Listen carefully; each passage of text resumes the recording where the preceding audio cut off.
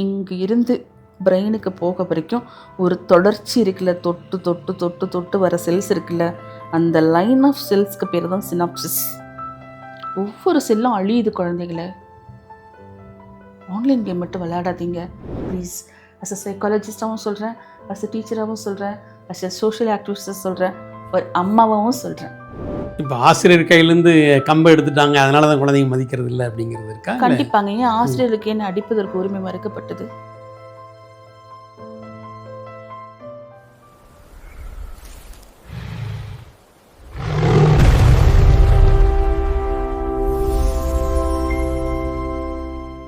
இப்போது நீங்கள் நிறைய கல்வி பயின்றிருக்கீங்க, அதுபோக நிறைய கவிதைகள்லாம் பண்ணுறீங்க. இதுபோக உங்கள் தனித்திறமைன்னு வேறு என்னென்ன உங்கள்கிட்ட இருக்குது டேலண்ட்?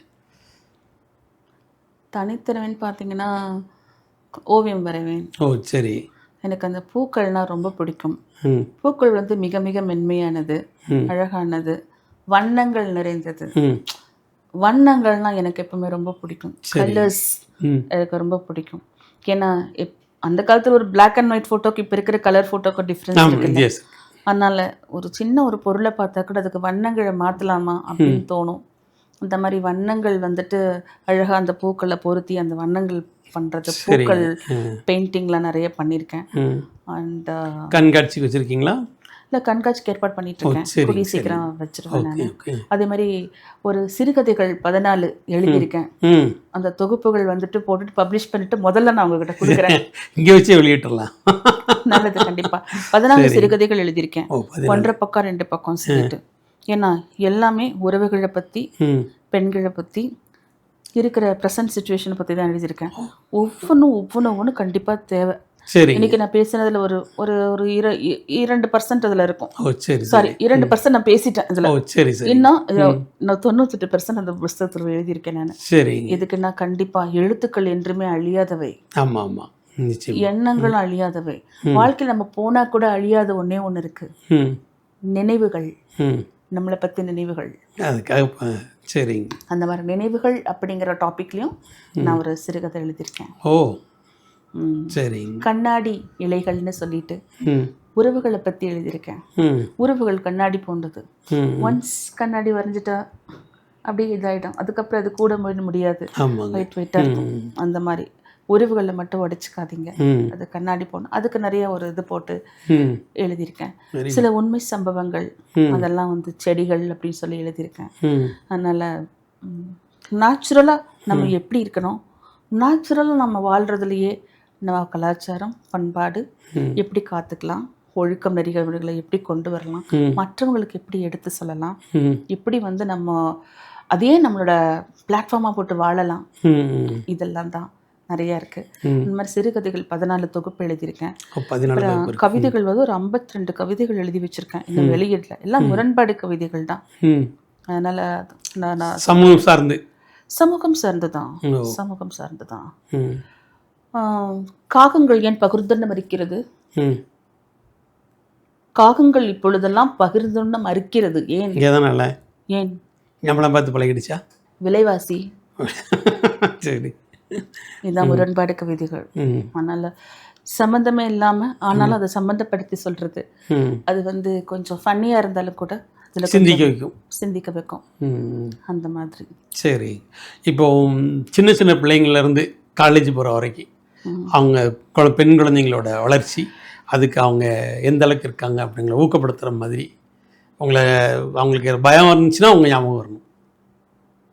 அந்த மாதிரி ஊக்கப்படுத்தி அவங்களோட மோட்டிவ். முதல்ல ஒன்றே ஒன்றுங்க, இந்த பயத்துக்கு பயத்தை காட்டி அனுப்பிச்சிருங்க. இந்த பயத்துக்கு பயத்தை காட்டி அனுப்பிச்சிருங்க, அவ்வளோதான். பயம் இருந்தால் எதையுமே சாதிக்க முடியாது. பயம் இருந்தால் சாப்பிடக்கூட முடியாது. சாப்பிட்ற சாப்பாட்டில் ப்ராப்ளம் இருக்குமோ நினச்சா சாப்பிட முடியுமா? முடியாது. தூங்கி காலில் விழியுமோ எந்திரிப்புமோ நினச்சா தூங்க முடியுமா? முடியாது. தண்ணி குடிக்கிறோம், விக்கிட்ட என்ன பண்ணுறது, தண்ணி குடிப்போமா? இல்லை. பயம் எல்லாத்துக்குமே ஒரு பெரிய பெரிய பிரச்சனை இன்னைக்கு. It's called phobia in psychology. The phobia should be cleared.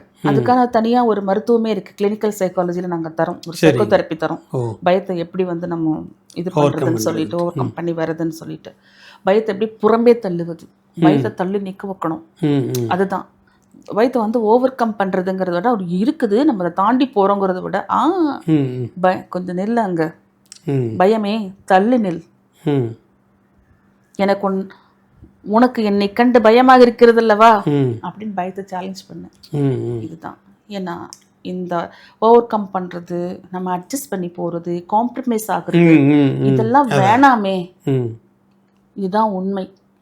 உண்மை நிலைக்கு வந்து விட்டால் இந்த வினாடி சிறந்தது. சரி, யங்ஸ்டர்ஸ்க்கு என்ன சொல்கிறான், உண்மையா இரு, பி வெரி ஹானஸ்ட், டிரான்ஸ்பரண்டா இரு, தண்ணி மாதிரி, யாருக்கும் பயப்படாத. உண்மையாகவும் டிரான்ஸ்பரண்டா இருந்தாலும் யாருக்கும் பயப்பட வேண்டாம், அவசியம் இல்லை. அவ்வளோதான். பெற்றோரை மதிச்சுக்கோ, குருவானவரை மதிச்சுக்கோ. முதல்ல உன் டீச்சரை பார்த்தா ஒரு குட் மார்னிங் சொல்லுங்க. இந்த காலத்துல பிள்ளைங்களுக்கு டீச்சர்ஸை மதிக்க தெரியலங்க. ஒரு ஸ்கூல்ல போறேன், நான் வாட்ச் பண்றேன், 2-3 சார் அப்படி போயிட்டு இருக்காங்க, ஸ்டூடெண்ட்ஸ் எல்லாம் பாஸ் ஆன் பண்றாங்க. நான் படிச்ச காலேஜ், இத்தனைக்கும் நான் ஒரு ஹெட் மாஸ்டரோட பொண்ணு, எங்க அப்பா அந்த ஸ்கூல்ல ஹெட் மாஸ்டர். அப்படி இருந்தாலுமே போற வர டீச்சர்ஸ்க்குலாம் ma'am good afternoon, ma'am good morning சொல்லி சொல்லி சொல்லி சொல்லி போவேன் 100 வாட்டி. ஆனா இப்ப இருக்கிற பசங்க காலையில போனா கூட ஒரு குட் மார்னிங் சொல்ல மாட்டேங்கிறாங்க, திரும்பி வரப்போ ஒரு தேங்க்யூ மேம் சொல்ல மாட்டேங்கிறாங்க. என்ன கல்ச்சர் இது?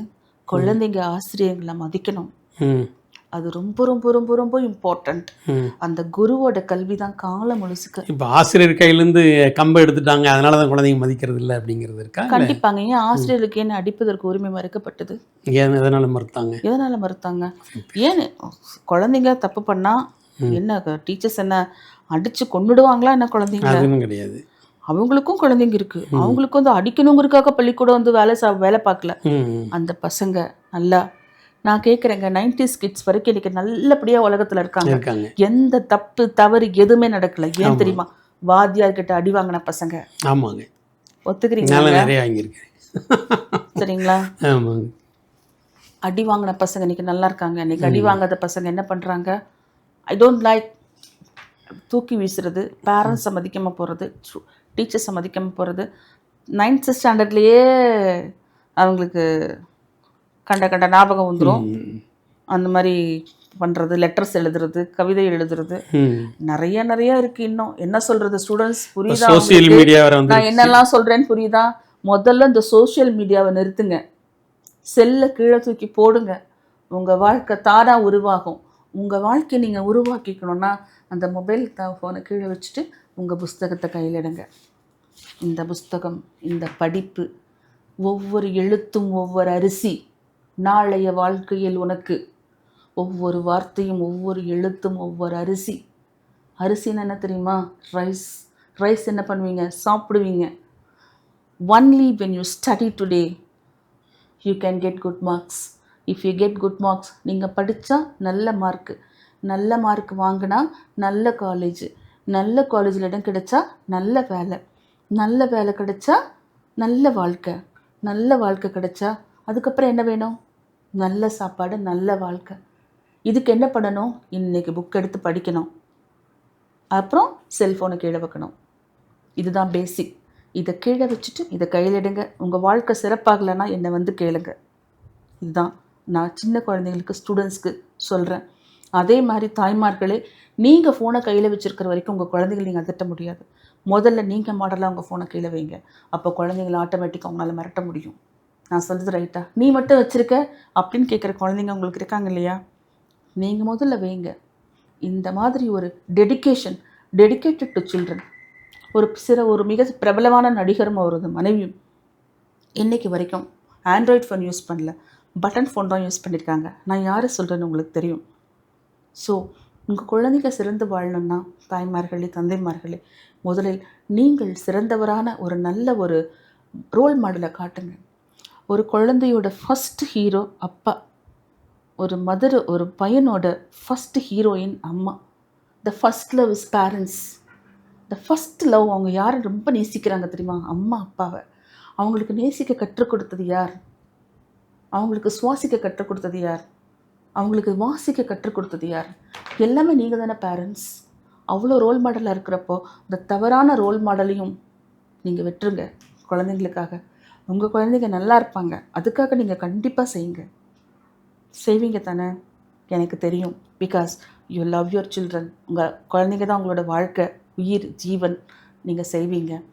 இந்த சின்ன சின்ன டெடிகேஷன், டிட்டர்மினேஷன் இதெல்லாம் இருந்துட்டால் போதுங்க.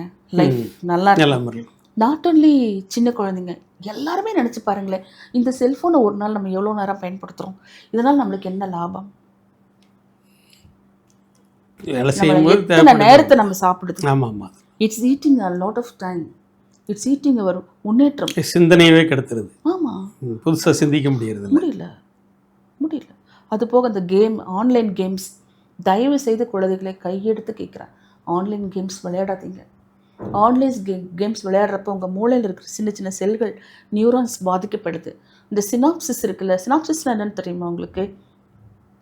இங்கே இருந்து பிரெயினுக்கு போக வரைக்கும் ஒரு தொடர்ச்சி இருக்குல்ல, தொட்டு தொட்டு தொட்டு தொட்டு வர செல்ஸ் இருக்குல்ல, அந்த லைன் ஆஃப் செல்ஸ்க்கு பேர் தான் சினாப்சிஸ். ஒவ்வொரு செல்லும் அழியுது குழந்தைகளை. ஆன்லைன் கேம் மட்டும் விளையாடாதீங்க. உங்களோட வாழ்க்கை அழிஞ்சு, உங்கள் பெற்றவங்க வாழ்க்கை அழிஞ்சு, உங்களோட குடும்பம் அழிஞ்சு, இத்தனை அழிக்கிறதுக்கு செல்ஃபோனை கீழே வச்சிடலாம். எல்லாரும் நல்லா இருக்கலாம்.